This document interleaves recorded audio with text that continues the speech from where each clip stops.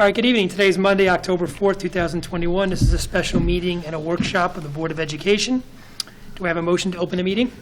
Cynthia, second. Laura, all in favor? All right, great. First item is Pledge of Allegiance. Pledge allegiance to the flag of the United States of America, to the republic for which it stands, one nation, under God, indivisible, with liberty and justice for all.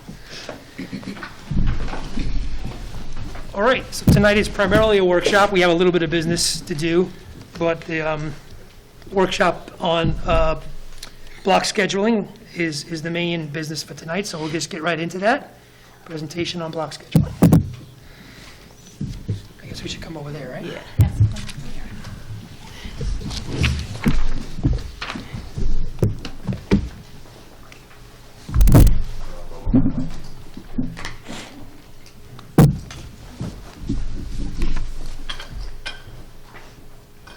You ready? You found it? Okay. Good evening. Welcome to our work session on block scheduling, and thank you for the opportunity to lead a discussion on this program at both the Tuckahoe Middle and High School. I am joined by our Director of Curriculum, Mr. Christopher Keogh, and the presentation we share tonight was developed in collaboration with Dr. Bart Linehan, our middle school, high school principal, and Dr. Kate Sweeney, our Director of Special Education and Student Services. Tonight we share the history, how we got to where we are today.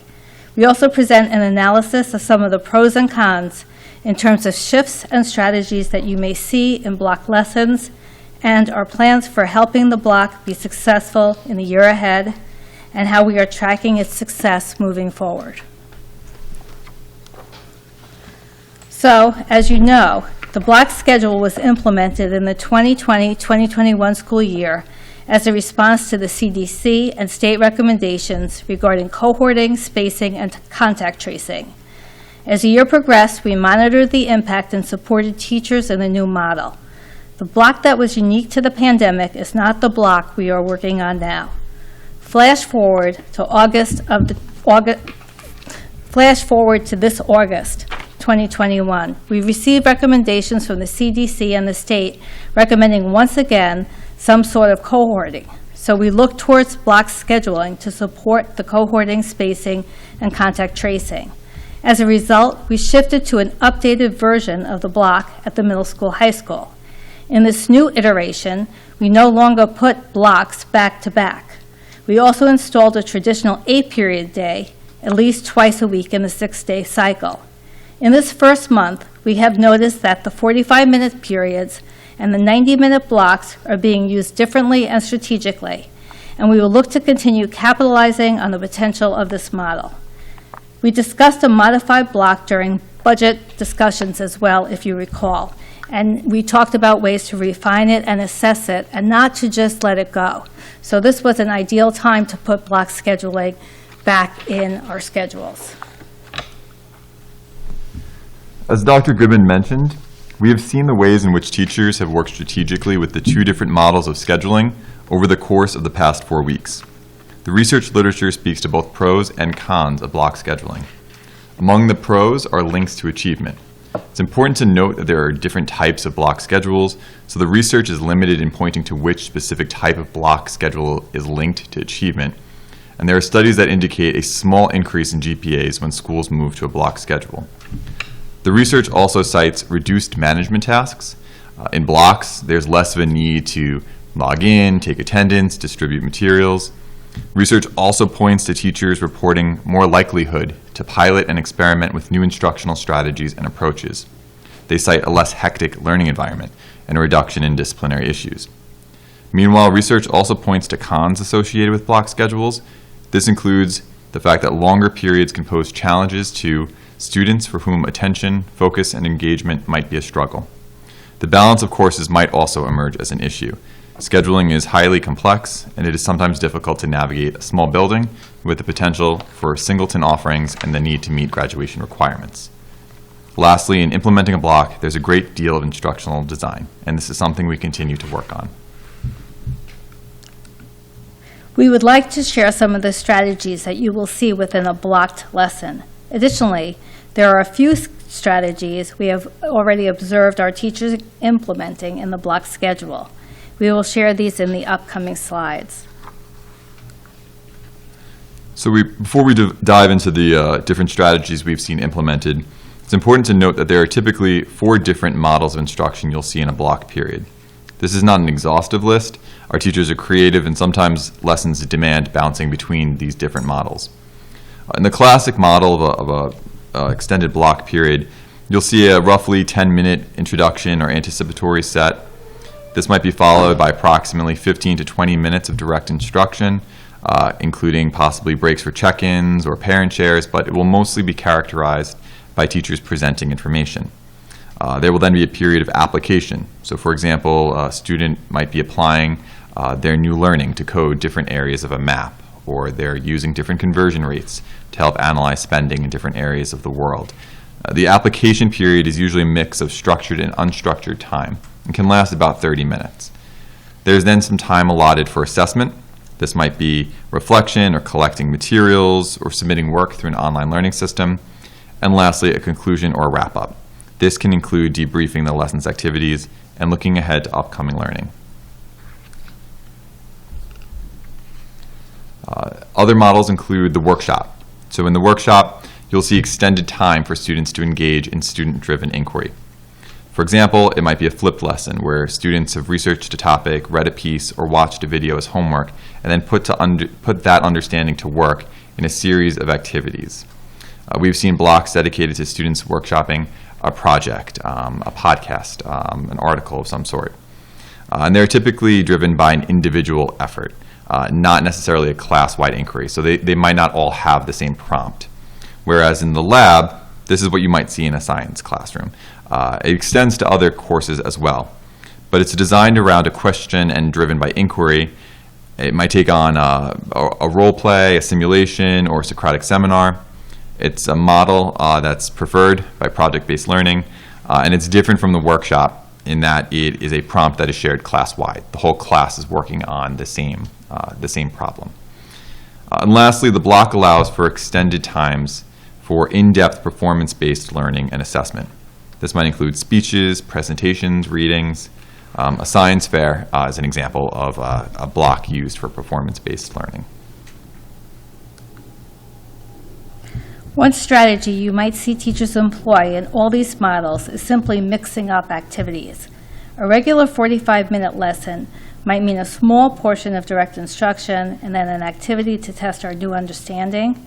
What we have seen teachers using the block as opportunity, an opportunity to introduce debate, simulation, and projects. Teachers have been encouraged to plan blocks in blocks.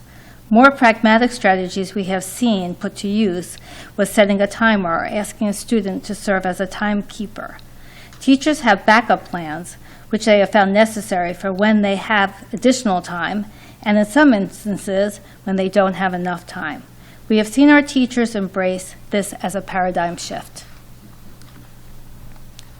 Another strategy that's gained traction and is sometimes easily confused is the flipped classroom. Traditionally, students sit in a classroom for learning and go home to test and apply their knowledge in homework. So a student sits in class, learns about fractions, and goes home and tests it out at the kitchen table. They might ask their parents for help, they might turn to Google or return to their notes, but much of the application and wrestling with what they had learned might happen at home and sometimes in isolation. In a block schedule with more time and flexibility, students are working on projects that in the past may have been assignments they took home. This may look like students doing homework in school. Sometimes it's perceived as a teacher using part of a block for homework completion, but it is actually much more. In a block schedule, students are more likely to take responsibility for scheduling their work, their own inquiry, and their projects. Let's take a moment to look at this year ahead. Last year, a number of staff members volunteered to participate in training with PBL Works. They learned about the components of gold standard project-based learning units. This year, many of these participants are launching their units. For example, Ms. Case's new course in entrepreneurship is built on concepts introduced in those workshops.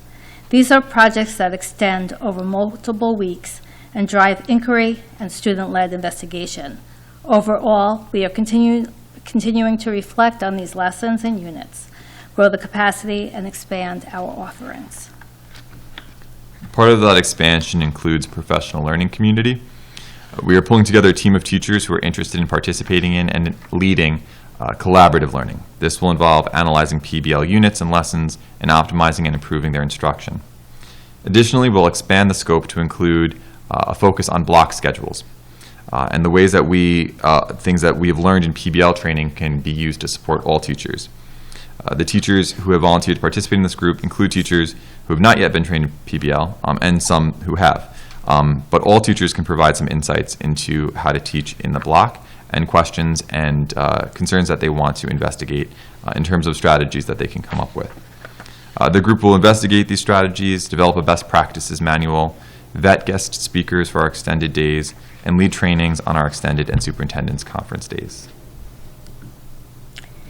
Thank you for this opportunity to share the great work happening at the Tuckahoe Middle and Tuckahoe High School. We want to reiterate, these moves to block scheduling have been necessitated by the health and safety benefits. Lessons are not doubled up or stretched over 90 minutes.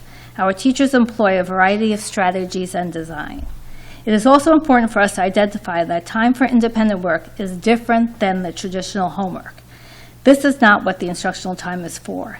This model contrasts from the traditional model in which first exposure occurs via lecture in class, with students assimilating knowledge through homework after school.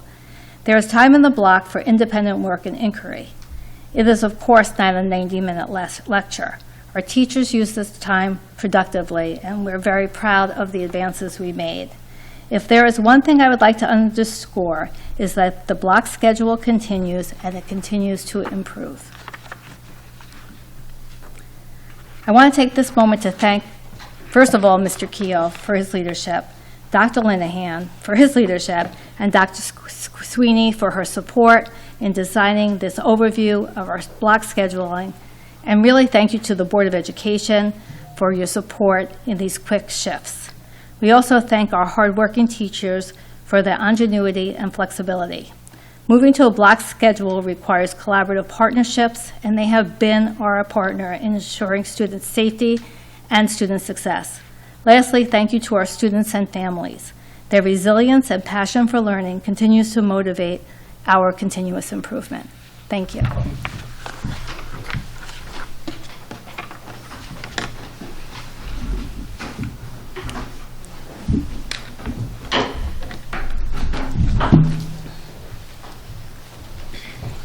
Mr. Keough.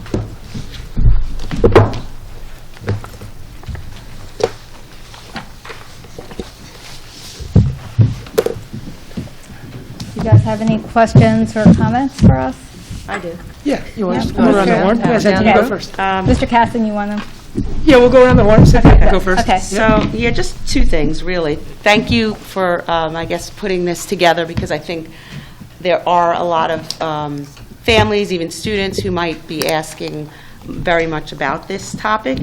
I guess I wanted to know, when you said, and I was glad to hear that you're not doing them back-to-back, because I know that from students hearing it was a lot.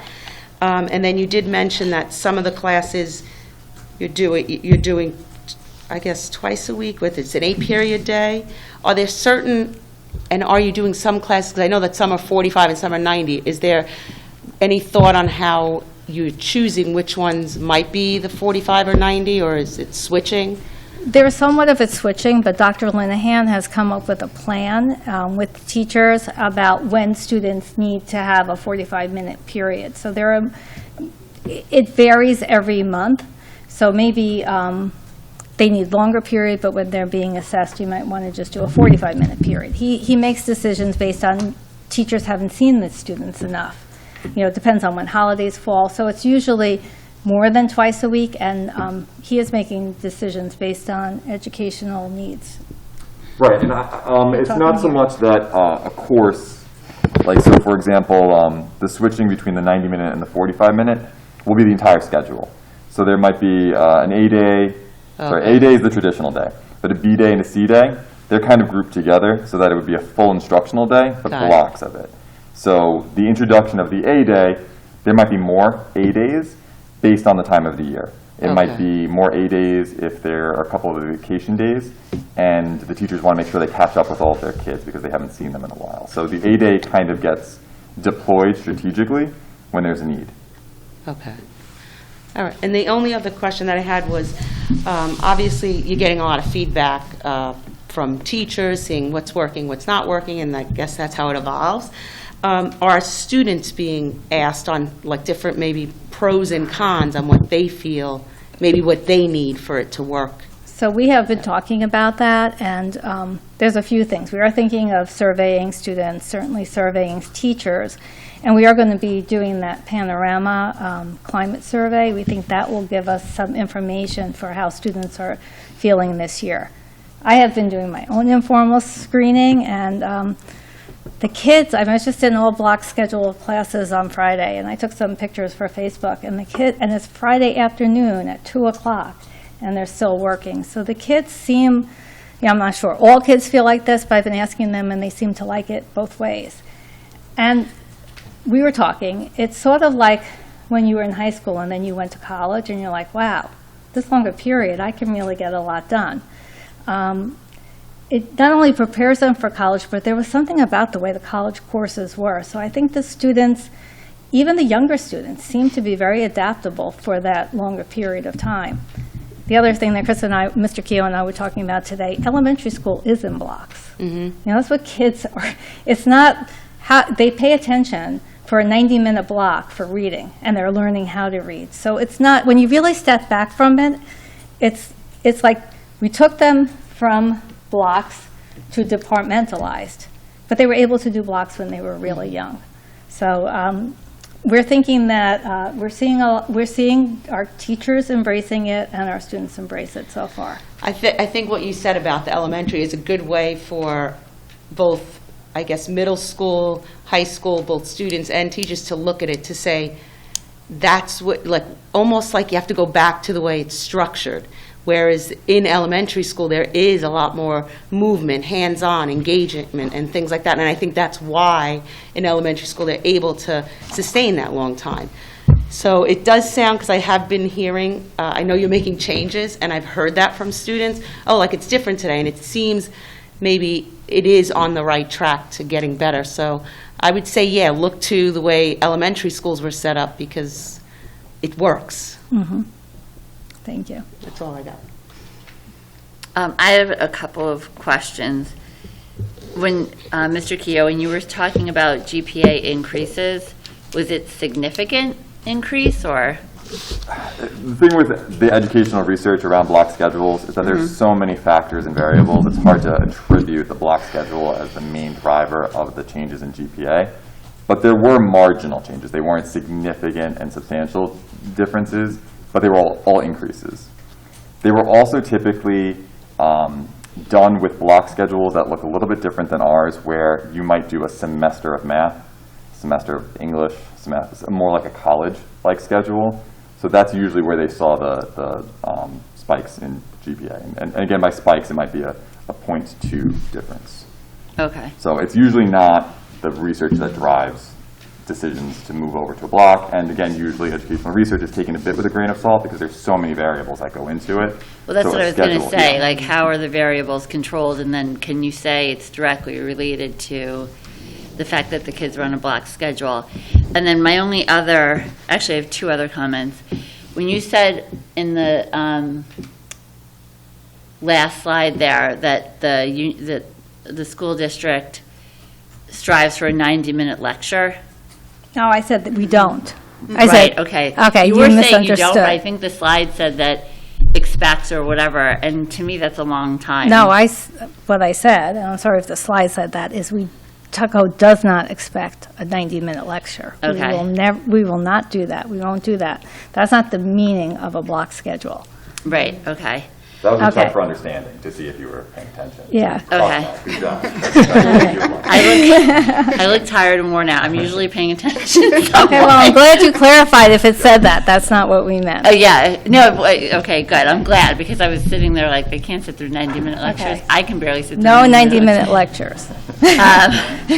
And then when it talked about, or when one of the slides, when you were talking about data and pros versus cons, like looking at it, obviously it's subjective, right? Because it's teacher reporting less disciplinary issues. But to me, it seems contradictory if on the con side they're reporting attention issues.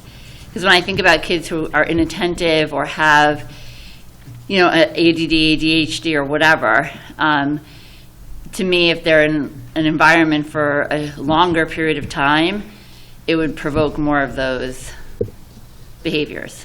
Well, I think that's an interesting comment. And again, this is just from the literature. So I would say, you know, if you had kids who are inattentive, you know, you could have less disciplinary problems if you did the things that Cynthia was saying or that Chris was saying, and you know, broke up the class like blocks into blocks, and there was a lot of change in the lesson.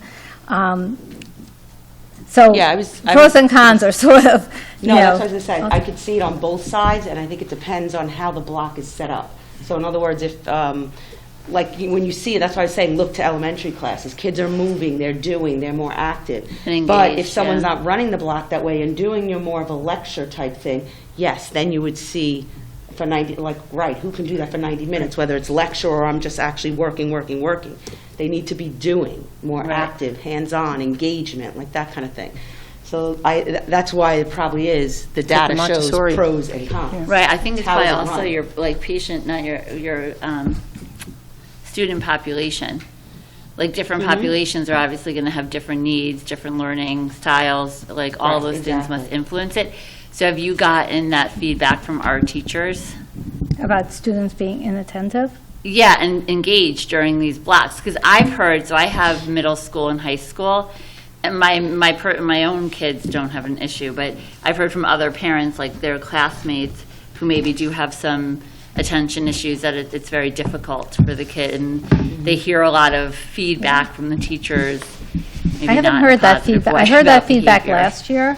I have not heard that feedback yet this year. Mm-hmm. I'm sure that there are some kids that, you know, could be having problems and they should call their teacher so we can make adjustments and, you know, be on top of it. But it hasn't come to me or the principal this year. Last year it did, and I think we're getting better at it. Okay, good. Well, that's why I mentioned about including the students, because I think you might find, like, they'll say what they like about it, what they don't, and maybe that would help kind of say, oh, well, maybe we need more of that, like in the classes. And maybe it's pinpoint to certain content area, certain classes, it could be, that are harder maybe to do that, I don't know. Well, I think also with some of the sciences, they're in, like, science lecture labs, so it's actually like a 3-hour block.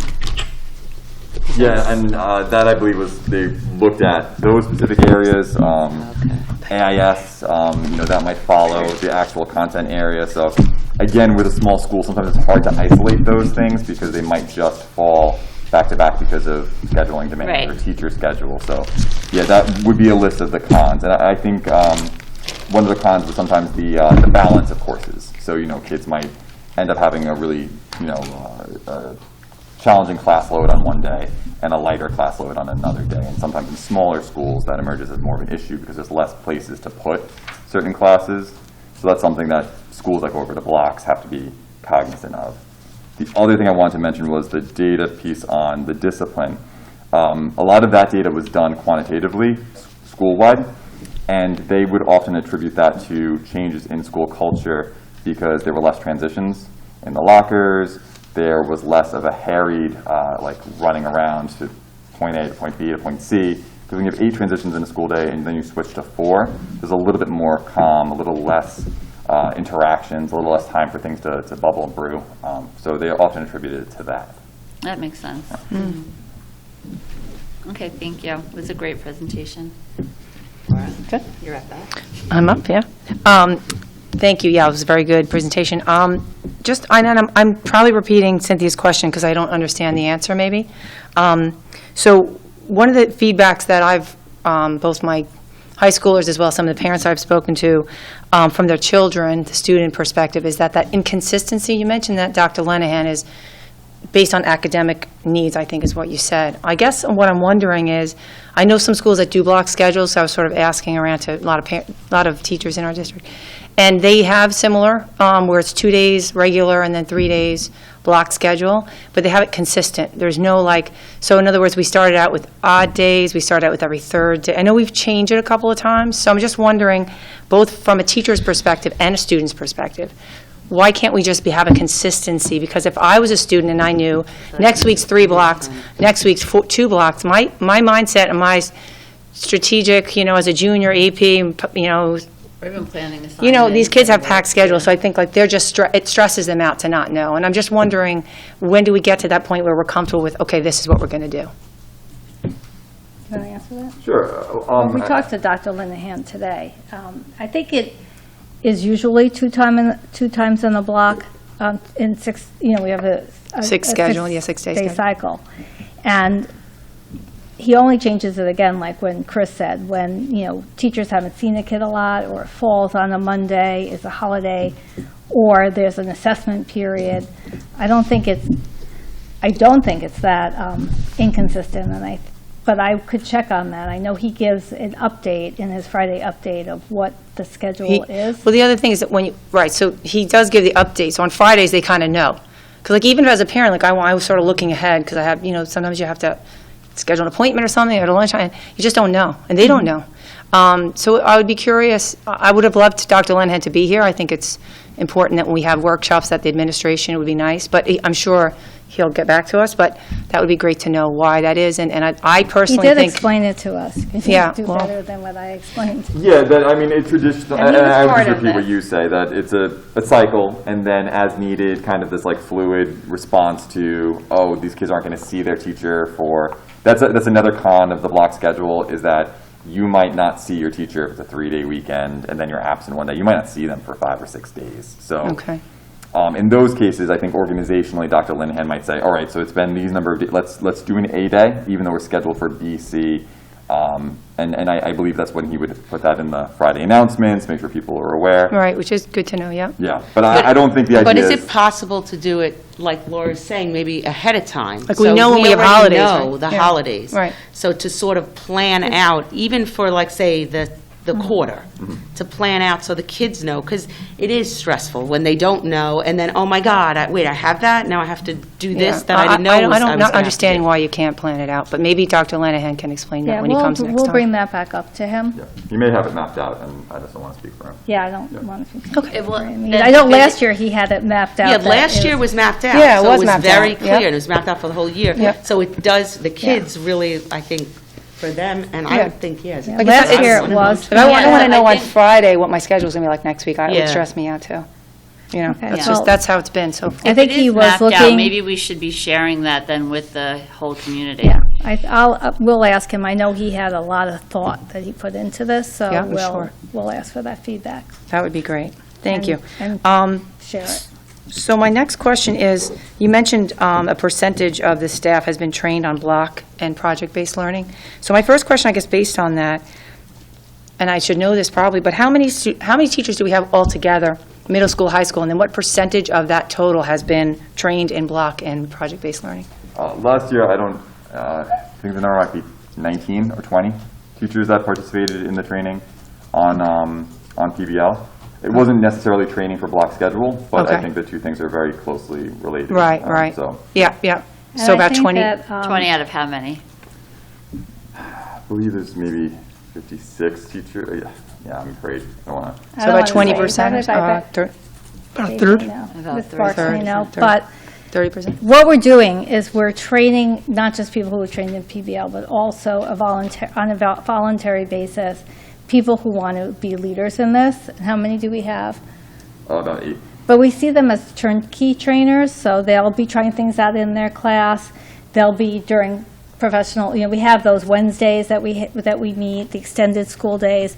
They'll be presenting, people can come in their classroom, they'll help us write the curriculum as Right. we go. So we do have some very fine teachers that are taking a leadership position And they're Right. working with Mr. Keough and some guest speakers or consultants that can also help us. That's great. So they're like, almost like department chairs, so to speak, or they're sort of heading a Yeah. certain Yes. specific subject, and then they're sort of leading the way for the other teachers, Right, is that? Right, and we don't have a big staff, and we have a very cohesive staff, so they can have like a PLC with a group of teachers and really talk about what they're doing Right. in their classroom. And that makes me think, just when we were explaining it that way, what I thought was great as a board when we raise our hand for different programs and you know, I'm sure training and things like that, it's great to see the outcome of that, maybe from video or teachers and/or administrators coming in and actually, because this is all great, and I think that it's just a starting point for us because, you know, we've always talked about, you know, slides and this and sort of the breakdown is sort of from a top-down sort of look-see. But I think, me personally, just, I'd like to see, Right, as in we go action. on with this, you know, like this is the classroom, these are the outcomes, both obviously grades, maybe GPA goes up, but then also it'd be great to see it come to life a little bit. That's just, Right. and So I it's- just thought of that when you were So speaking. we, like the way we did the board meeting, where you saw the kids Exactly. working and learning. Yeah, That's- with Wilson. This Yeah. we took this as a high level because there were so many questions when we first came in. We just wanted to really explain, you know, the year started Right. with, you know, a whole Yeah. bunch of people in the audience really wanting to hear the basics. So we Mm-hmm. figured if there were some people who wanted that, there must be more. So we just wanted to be clearly explaining the process of where we came, how we got there, what we're doing, and what we're Right. doing, and how we're going to look at it going forward. Right. But as far as having, you know, the principals and the teachers, and I spoke to Mr. Casson about that. I mean, he said the same thing, that as we go forward, we'll be doing that more and Right. more. Yeah, like I Great. think it would be Yeah. great to see, like when you were mentioning the different sections of block, a small clip of like, Right. what does that look like? Yeah, What does yeah. that, you know, Right. the wrap-up look like? What does it look like when kids are working and Right. in the Well, inquiry groups and things Very like similar to the way you saw it, I believe, in the, you know, in the budget presentations, when you saw the kids Yes. working, you know, you'd see some of this, and then you'd see. Yeah, that was great. Yeah. Sorry, I just have two more questions. So this is something that I've asked before, and it was sort of directed to Dr. Lannan. I'm not sure if it's Mr. Tobin or Dr. Lanahan or who would sort of spearhead this. But one of the things with the block schedule, I think one of the advantages for students in higher grades, 11 and 12, that other districts do, actually most districts, is that if a child is, or a student rather, is in varsity sports, has 3-4 hours of practice, is getting home, is in, you know, it's crunch time, they're studying for SAT, PSAT, AP, to allow them to test out a gym. Now, I've asked Dr. Lanahan about this before, and his feedback was that monitoring, right? So he wants to know where the kids are, or something to that effect. So I guess I know this is not really a direct curriculum block schedule, so Mr. Keough, I apologize, I know you don't have the answer to this, but I do think it's something that we should do, period. Like, I don't really understand why we can't do it. So like, for example, a kid has an hour and a half of gym, and he's up till 1 in the morning, you know, studying, and he's getting up for archery for an hour and a half when he's going to go to practice for 3.5 hours directly from school. So that's just one example of, you know, when we have these opportunities as a small district, and now we're moving to block schedule, is to think of the students and think of what makes them successful, and little things like that. Like, I was in a carload of juniors that were complaining about this very thing. What does it sound like? And I just think it matters I think Cynthia's question was very valid. Like, what are the students saying? And I don't know that we hear enough of that. I'd like to hear more of that, honestly, but I think that that's something, he's not here, again, Dr. Lanahan, but I would like for an answer as to why we can't do that. Well, we have been talking about that, because I have heard that question come up today, and I think that, you know, and I don't want to say anything off the cuff, but working in other school districts, it's not common. Number one, PE is a requirement. It's not. I mean, in all the districts I worked in, it was not common. We did do that for some students based on, let's say they had a very full schedule and, you know, they couldn't fit in gym. I've done it before when kids have social emotional problems, you know, kids who had, you know, some problems with gender identity, those kinds of things I have done. I haven't seen it across the board in schools. I really haven't, so I... Well, I can tell you, I've asked around, and quite a few schools do it in If our you want neighboring to districts. talk to me about them, I will Okay. talk to them too, just, Thank you.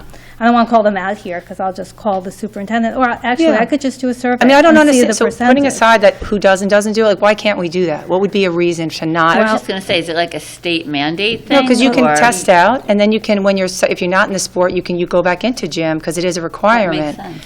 But the state allows that, and I don't understand why we I'm can't. not sure, and I'd have to look at it, if you could test out for this season and then go back in. I'd have to look at that. Yeah. Usually they have a very regimented schedule. I'll look into that. Okay, great. I know a parent in Scarsdale who's a teacher, and they do that there for them. I guess regardless of whether we can or can't, we might want to look at, and again, it is because we're small, because I'm thinking of when teams, Yeah. they travel together, JV and varsity, and there's times they leave this school at 3 o'clock, and they're not getting back till 10 o'clock Yeah. at night.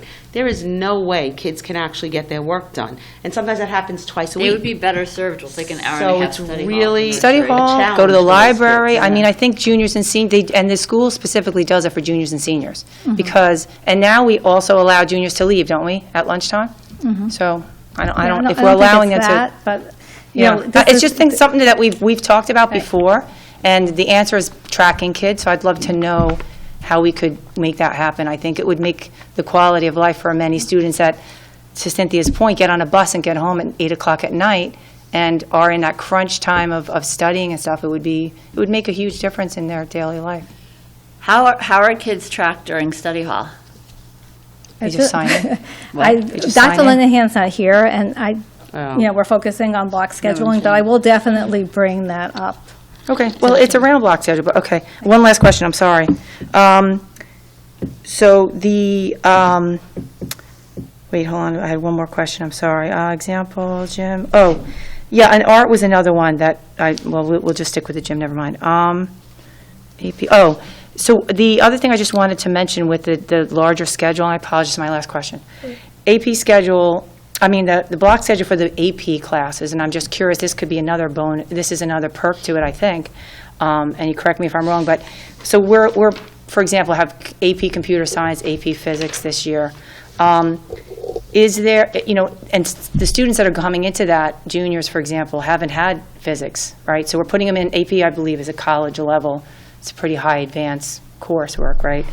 Now that we have block schedule, is there a way to make sure that those students, through the training of staff in our district where we don't provide prerequisites sometimes, or we don't have that Regents class before they take it, or we did and they didn't take it, whatever the reason being, can you speak to that a little bit, about how we can better serve kids who have not had in a small district enough base for the classes that we sort of put them in, not really even knowing if they have the ability to do it, to be honest? So I observed the AP Physics class actually on Friday, and I did observe, I thought the block worked really well for them, because when the kids were working and like we were talking about blocks and blocks, they were working on their problems, and they were raising their hand, and the teacher was coming over, and they were conferring with each other. I was pretty impressed that it was AP Physics. Now, again, when you take AP Physics, you don't have to take the AP, test. I still think it gives you the depth and breadth of a college course. I would say it's probably better to get a higher grade or a grade in that than get like an 80 on the physics Regents. It's not required. It's not a required Regents to take an AP class and give yourself the option. We had like 28 kids. No, not that many. How many do we have in physics? 20 kids in physics, but we had 7 in Regents physics last year. So opening it up, I think gave kids kids really wanted to take it. We've had, that was more than, almost triple the number of students we had in physics before. But, we're examining it and we'll see how kids' grades are, and we'll see if that, if something like that makes sense. Right. All right, I just think it's, when you go to, when you're in college and you want to take a higher course, you can't take it until you've taken the basic course, right? So that's sort of the same concept here where, we're going to put students, allow them to do that. It's nice to incorporate a little bit maybe with the block schedule of teasing out, because I know in the past when we've sat here, and this is a curriculum thing, but we've seen scores of physics not traditionally be good in the district. And I think that that's something to look at, just, you know, a And I block. think we should also look carefully at kids taking AP classes and see who should sit for exams. You Right. could still get a grade in AP class without taking an exam. Mm-hmm. You know, both the Regents and the AP Physics exam is hard, but you can still get the breadth and depth of a course. Okay, thank you, sorry. Anything you wanna say about that? Yeah, I was just going to add, with the block schedule, you kind of mentioned that it might be a good thing for AP courses, because it is. It's similar to a college structure where you'll have an extended period of time to engage more deeply with the content. So in some ways, our effort to get more students to take APs, to feel more comfortable taking APs, the block schedule really matches that college level rigor that you might find in an AP course. Right. I have a question. I'm sorry. No, it's my turn. Good. Is AP Physics for just juniors or juniors and seniors? Like, why did it go up threefold? Juniors and seniors. I believe it's open to both. Yeah, I think it's both. So was last year's Regents Physics only one grade? It was one class. No, meaning like, where did all these kids come, or is it just? I don't know, I like, the can't kids really are- answer that, Right. where they came from. I just didn't even know we had know the Regents. numbers in the class. We did. We did, last year. Or is it calculus we don't have? I Last don't year know, was I Regents can't, physics. I can't answer where they I know, I came can't from. remember. Well, I do think that, I don't, listen, I'm not answering Teresa's question, I'm just saying from, as a parent who's watched the offering, so to speak, I think that, you know, if you had a sophomore that was on a track, like, you know, so I have a sophomore who's in AP Computer Science, you know, because he's, I don't know, it varies on where the tracking is. For me, it's been, but the physics wasn't, I don't think it was, I don't know, I don't think there was a draw to it maybe, and kids just didn't sign up for it. But yeah, so this year there's more. I think you definitely want to set people up for success too with any of this. And maybe, like you're saying, is a good idea to not recommend everyone sit for the exam. Right, and let's see how they do. We could Yeah. examine the grades. Only one student chose, there was a Regents Physics that somebody could do online, and we did have one student choose that. So I know that the block scheduling is really derived out of the pandemic and the cohort and all that, but in your minds, is block scheduling here to stay in Tuckahoe? Well, I think, in my mind, you know, we got very excited about PBL. We Right. got excited about, you know, doing things and giving kids more time to explore. But I think this is the perfect way to do it. I remember at the board meeting when, you know, the board said, I think it was you, Mr. Casson, like, was this experiment, you know, or what we did for COVID just over? And we said, you know, we're going to figure out a way to put it in, like we were talking about 2 weeks of a block and 2 weeks of, you know, a regular 8-period day. So I think we have to really look at the data, but we are moving along.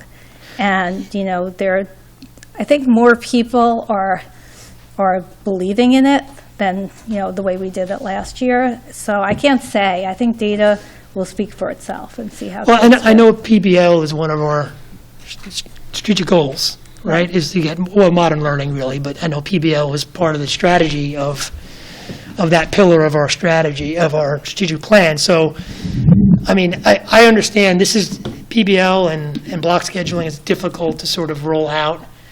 So I certainly don't expect it to be overnight or anything, but I do think that being that the pandemic has brought on the block scheduling, and we have this goal anyway, that I'd like to see this be part of a long-term strategy, that we're actually working towards something, you know, and to me, that something should be PBL.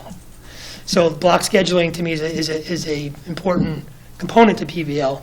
So if we're implementing block scheduling now for a second year in a row, we're getting comfortable with it, we're working out the kinks and the issues and the problems, I kind of think we should be all in on it, in my opinion, in terms of, not saying that every day has to be block schedule, I'm not saying that, but I'm saying that we should be using this time to work towards what our ultimate goal is going to be and how we want to end up. So that's just my 2 cents. I think, you know, it just makes sense to do that, rather than just sort of seeing how it goes. I'm saying we should be flexible, obviously, and we should always adapt and iterate, but I think having a macro view would be good. And then my next question, which that leads into, is I know we talked about different strategies that are being employed with the block scheduling. Who's making the decisions as to which subjects are employing which strategies? Is it totally at the teacher discretion? Is there some discussion with you, Mr. Keough? What is the? I just want to understand the decision-making process for deciding which strategies are being employed in which classes. So this is, really this year is when I believe we're really starting the professional development on this. We did some last year, but this year is, where we're having our teacher leaders, where we're having, workshops for teachers designed right around block scheduling. So it's, again, like you said, it doesn't happen overnight. But teachers need to look at their courses and, decide what are the best ways to strategize for a specific class, because a block is 90 minutes. And as we teach them the different strategies, they will, they will use them. I mean, like math may use flipped classrooms more. I know some math teachers are using that and finding success. But as teachers are working together in PLCs, they will try out these different strategies. And some are, they're all doing it, but, we're going to have our teacher leaders leading the way with this. Do you want to say anything? Well, but how many of them are actually using PBL? Obviously, the entrepreneurial class is using PBL, that we know. Yep. But as far as the other teachers, how many of them are actually employing PBL strategies versus the flipped classroom or just that more traditional layout, where there's a little lecture and then there's a hands-on work? So the gold standard PBL would be a whole unit designed around a single project. It requires a lot of changing lessons over, redesigning assessments and stuff. So at the training, teachers worked on redesigning one unit around the gold standard concepts of PBL. However, all of the strategies that were part of that were strategies that could be used even in a lesson that wouldn't be gold standard PBL. So those standards, those strategies are typically employed by those teachers. And that's why we think that those teachers offer a really important perspective to the work that we're going to be doing with the teacher leaders around block scheduling, because a lot of those strategies for wrapping your head around a problem, scheduling out your week, those things could be used in any classroom, right, even if it's not gold standard PBL. Yeah, when you say gold standard, you mean it's predetermined ahead of time that there's going to be a semester-long project and how that project is sort of like broken down. So that's, when you say gold standard, that's what you mean. Correct. There's like these 7 different elements. It includes authentic problems and things So it's like all that. it's all thought out. So, Right. so the entrepreneurial class right now is the only class that we have that's actually doing that, right? Teachers are using units that might not last the whole year. They might last a couple of weeks. Right. So they have I'm trying to think of an example around like storytelling. What are the stories we tell, and then how do we create a project around the different voices in our community? So they would come up with some type of medium to share those voices. Right. So that would be an example, and then they'd investigate podcasting, they'd investigate websites, they'd investigate journalism, and that would drive their learning for that unit. Okay. But just going back to my original question, I think I understand. I just want to make sure I understand. So the teachers are being exposed to some of these strategies by the teacher leaders, the ones that have gone through the training, but ultimately it's up to them to decide how much of this they want to Well, employ, what happens they put over into their. time, and I've had schools with PBL, over time, it starts to be, part of, what we're looking for in classrooms when we do walkthroughs or, observations, but it doesn't happen overnight. It is, a process to build a program like this. Right. But again, it's the teacher that's deciding what strategies to, ultimately, it's the teacher that's deciding on their own. They have the autonomy, if I understand you correctly, to decide what they want to do with their 90-minute block. Is that correct? Yes, the teachers do decide what they're going to use teaching different content areas. So for example, there are areas that we probably wouldn't be the best person to say this is the type of structure you should use for this lesson. So they do have the autonomy to decide what structures and what strategies they use for their different lessons. But for example, like the Danielson rubric on which they're evaluated, a lot of those indicators are really related to problem-based learning, project-based learning. So authentic engagement, deep inquiry, conversations that are focused around an issue, and a back and forth between kids. Are we seeing kids ask questions that aren't just mechanical and rote questions? Like, those indicators are really served by teachers choosing those PBL strategies and structures, but doing so with an eye towards the lesson objective.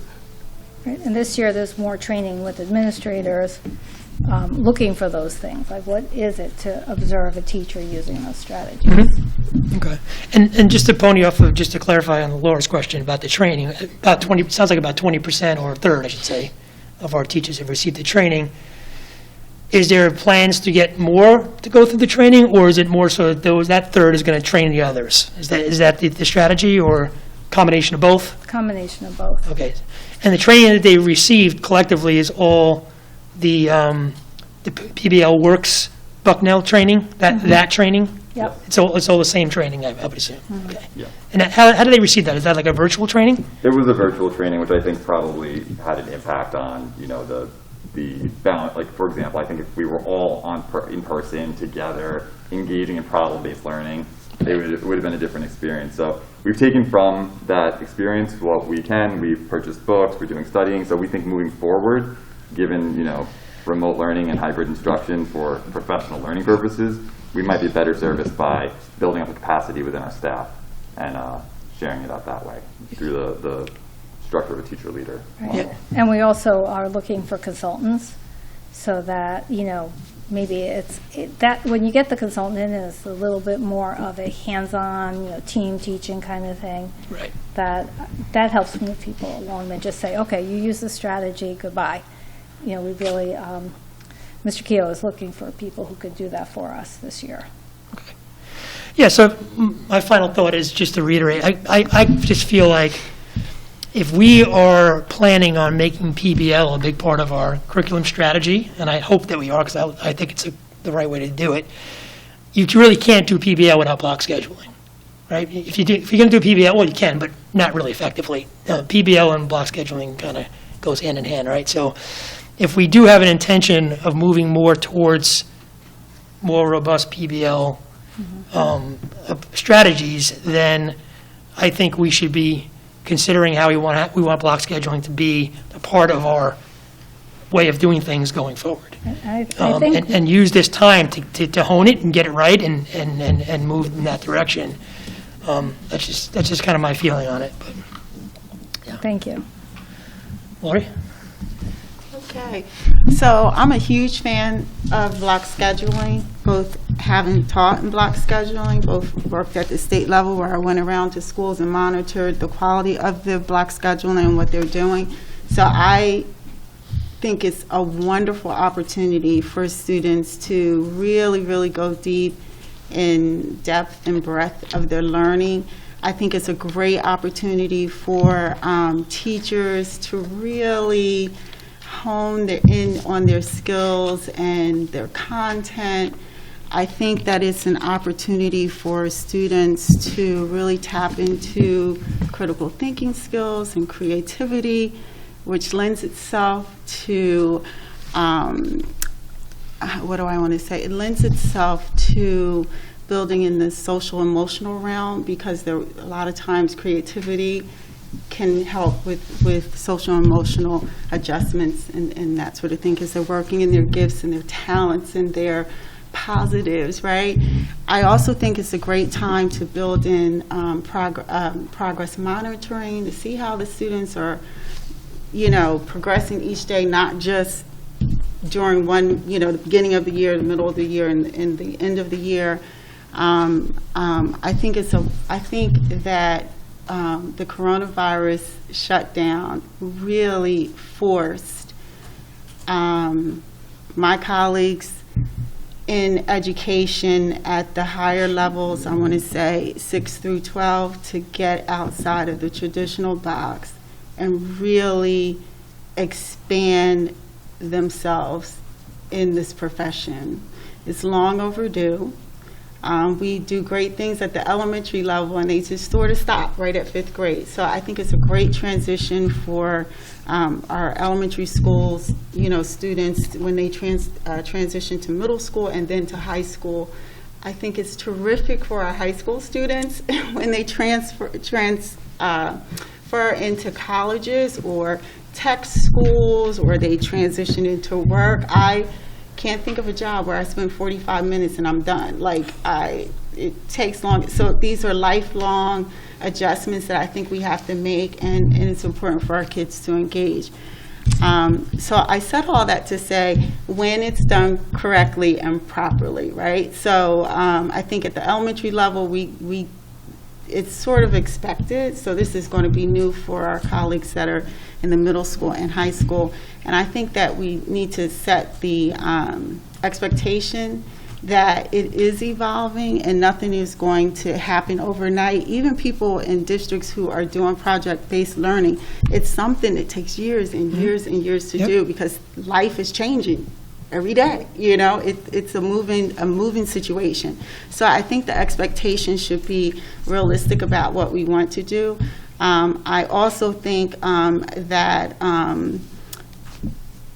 when we start them at an elementary level, right, and building in all kind of activities and things that they can do that are meaningful. I don't want busy work. I want meaningful engagement in real content and skill work, right?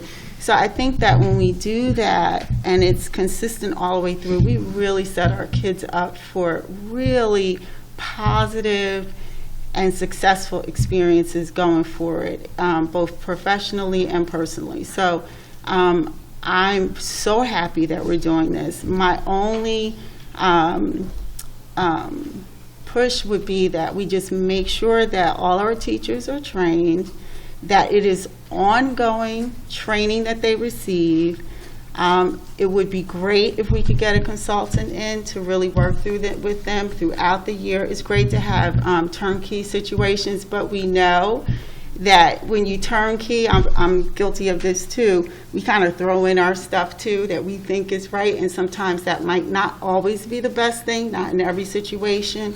So I think, having multiple ways that we can provide ongoing professional development for our teachers would be wonderful.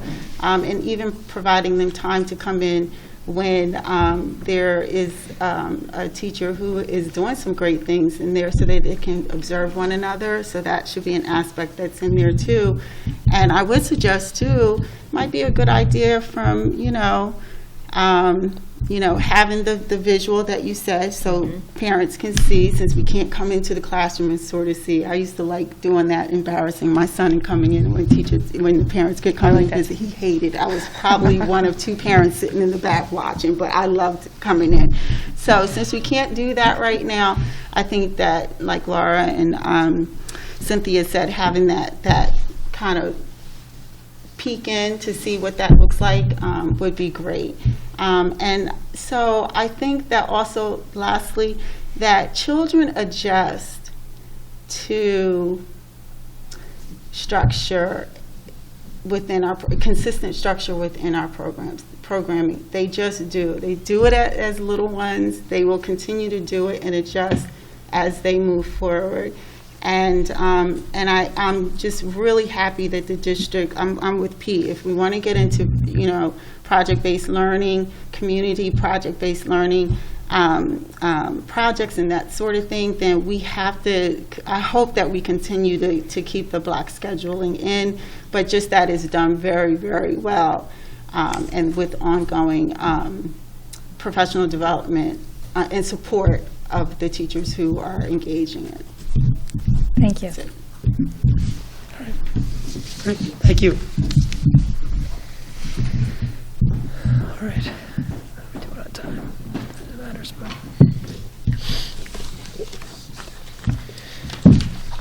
All right, we got a little bit of business. I'll wait for Dr. Goodman to get back.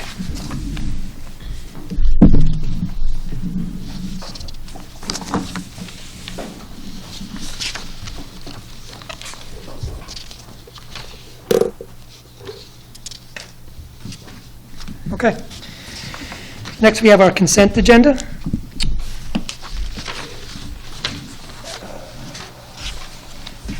Motion to approve consent agenda items 2 through 6. Do I have a motion? Second, Lori?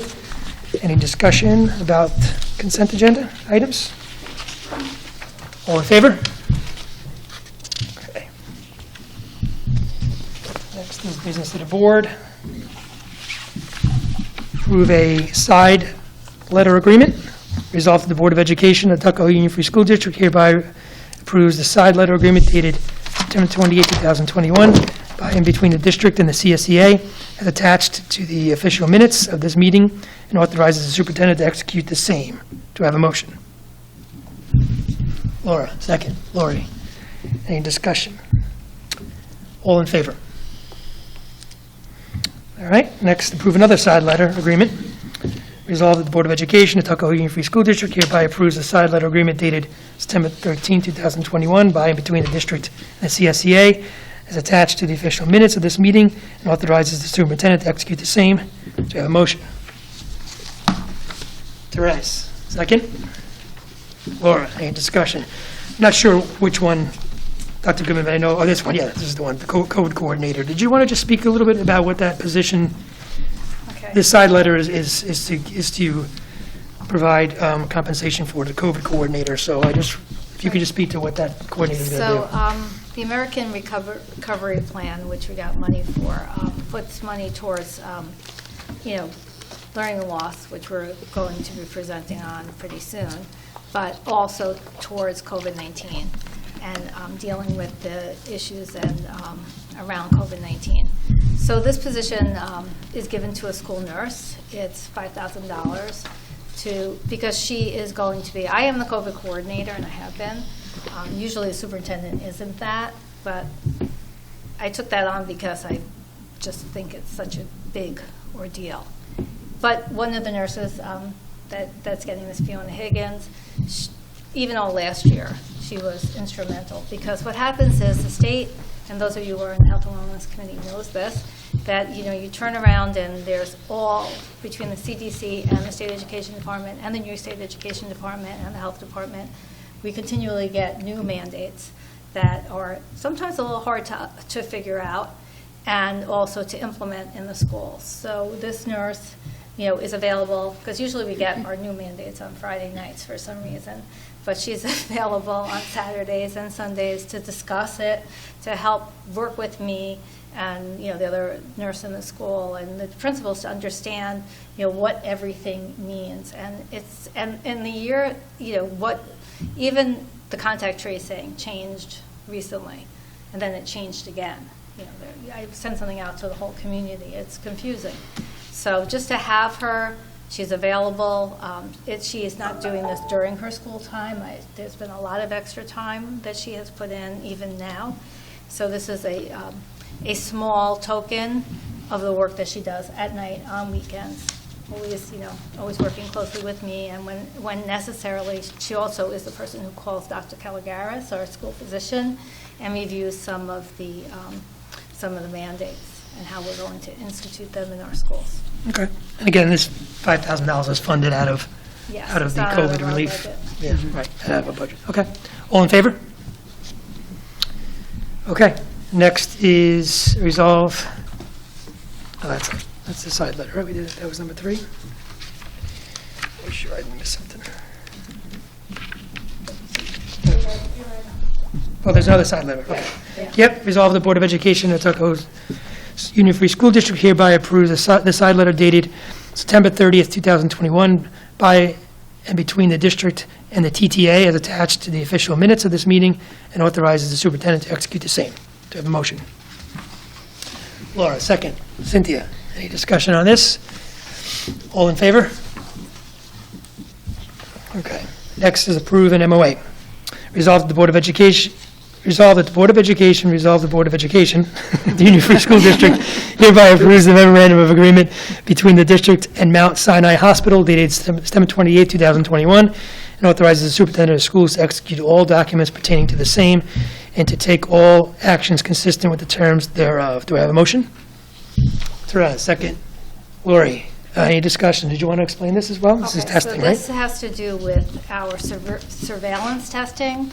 The New York State Health Department has given, the Westchester Health Department, actually, Westchester County Health Department has given funds to schools so that we can provide surveillance testing. The mandate was to unvaccinated students.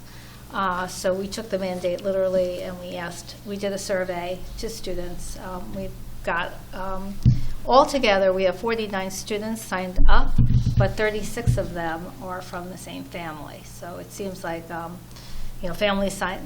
families sign their students up for the weekly testing. And our community, our partner is Mount Sinai. People have different partners. Ours is Mount Sinai. They will test the students once a week. We will get the parent will first get results, and then the mandated person in the school will also get those results. So where does that happen? They go So- to the hospital, or they come here? So they come here. They come here? Yes. Okay. All right. And is it the, We didn't start yet. We have a meeting on Thursday Oh, to you didn't start yet. discuss the logistics. so they'll come here once a Yeah. week and test all those students that Yeah, are enrolled? Yeah. There's different ways we could do it. Either the students could test at home, which I prefer, and then we bring it back here. But it is work. We have to label them and scan them and upload them. Even though they help us, it's still work for our staff. And that's also what the COVID coordinator will definitely help with. Thank you. All in favor? All right, next, approve a contract extension. Resolved to approve a contract extension with Royal Coach Lines Incorporated for the period of September 1st, 2021 through June 30th, 2022, at a total anticipated cost of $904,674.03. Do I have a motion? Therese, second. Laura, any discussion on this? All in favor? Okay, adopt a revised calendar. Resolved that the Board of Education at Tuckahoe Union Free School District hereby adopts a revised Board of Education meeting calendar for the 2021-2022 school year. Do I have a motion? Therese, second. Cynthia, any discussion? This is, I think just one change was made here, right? It was the workshop for November being moved to first? November 1st. Right, okay. All in favor? Okay, and then lastly, we have personnel recommendations. Resolved, the Board of Education, on the recommendation of the superintendent of schools. Oh, no, this is, oh, we didn't do we didn't combine these, we did them individually? Yeah, with all the One's a personnel? teacher and one's a teaching It's just, Yes, so the two, oh, I see, so three we're combining it all. Okay, got it, okay, sorry. All right, so first, confer tenure. Resolved that the Board of Education, on the recommendation of the superintendent of schools, confer tenure upon Maureen Petrielis, did I say that right? Petrolese. Petrolese, okay, in the special education tenure area at the Tuckahoe High School, effective October 17, 2021. Do I have a motion? Cynthia, second. Lori, any discussion? Congratulations to her.